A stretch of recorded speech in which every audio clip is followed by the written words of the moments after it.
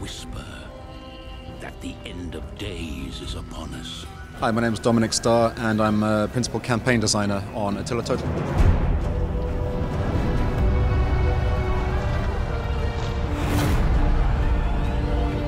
Well, Total War is a large and complicated game, very deep, but we do provide a tutorial prologue which helps introduce new players to the systems bit by bit, so they'll learn how to fight battles, manage settlements, control armies, and this will also teach old players coming back to the series about the new features that we've introduced in the game. So no, I'd say it's accessible to anybody who sits down and has a go with it. Western Empire's power wanes, overwhelmed by slavering barbarians from the north.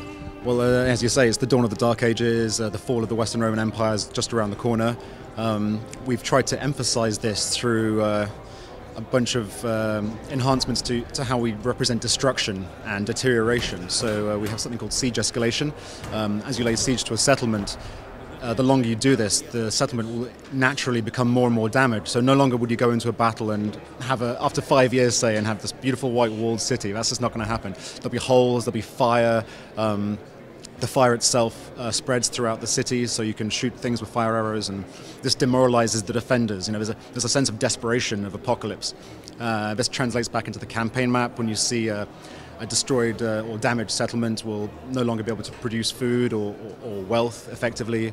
You can abandon settlements entirely, or when you raise them as an invading force. This is represented by a massive flaming shockwave that spreads across the campaign map. It's, lets you really feel the anguish and the violence behind it. But also, as well as the destruction, the man-made destruction, we have the climate change of the period. It was a time where the world was getting a bit colder. So at several points throughout the campaign, the climate will get colder. Winter will last longer. That means more attrition on the map. It's harder to stay out and about in the northeast especially. And eventually you'll even get snow down sort of north of Italy and the south of France. So, down to Asia Minor.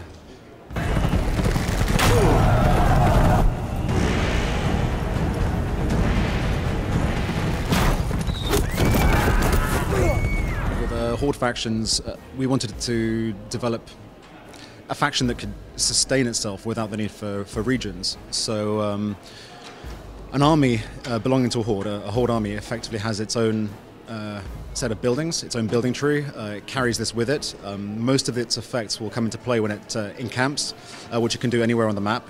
It makes the most of this when it encamps in, say, a vassal territory or an allied territory.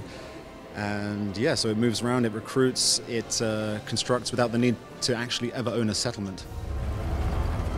These are the death throes of Rome.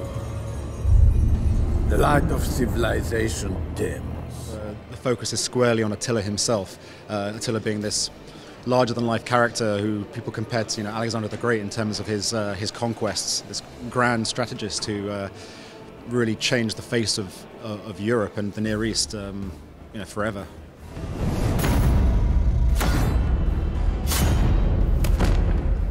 As the balance of power shifts, you will see a set of effects taking place around your faction. So the less powerful you are, the less respect you'll get from your armies, the less integrity your military forces will have, and the higher risk of mutiny and then civil war. Conversely, if you're too powerful, too much tyranny is present, the population will have the same feeling of terror, and the public order will drop. Likewise, you'll have differences in how your economy is managed and the like. So you kind of want to keep it in the middle to ensure that your armies and your population are as,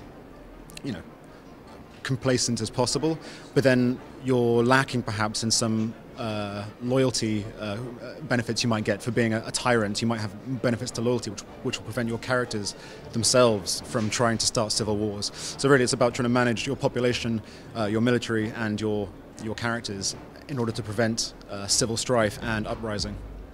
And I will watch your world burn.